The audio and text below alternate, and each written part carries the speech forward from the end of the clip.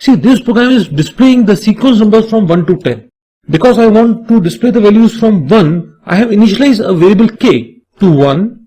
In the while loop, you got a logical expression. If it is true, this is the body of the while loop, this will execute. And if this logical expression becomes false, it will come out of the loop and the program will terminate, right? So, the value of k is 1. Is 1 less than equal to 10? Yes. Print k. The output will be 1. K is equal to k plus 1. The value of k will become 2. The control will go at the top. We'll compare the logical expression again. Is 2 less than 10? Yes, 2. 3. 3 less than equal to 10? Yes, 3. 10.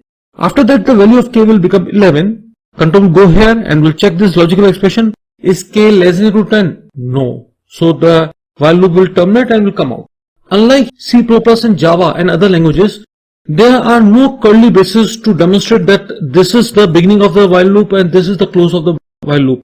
So how come the Python will know that this is the body of the while loop? This indentation, can you see it? If I remove this indentation, see, now Python will never understand that this is the part of the while loop. It will understand that whether this expression is true or not, this line will always execute. But the moment you do indentation, the Python will realize that this is the part of while loop.